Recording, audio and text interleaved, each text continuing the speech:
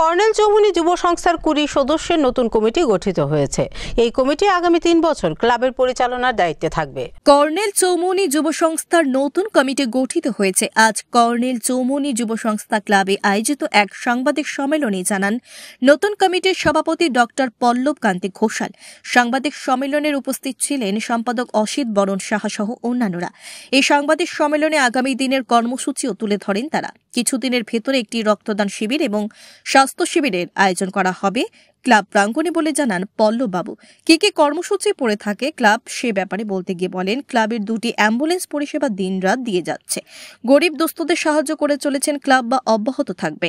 Colonel Chowmuhani play সেন্টারে cricket coaching এর ব্যবস্থা করা হবে। আমরা আগামী দিনে বেশ কিছু স্পেসিফিক কাজ করার জন্য আমরা ঠিক করেছি, যেগুলো আমরা আগামী দিনগুলোতে আস্তে আস্তে করব।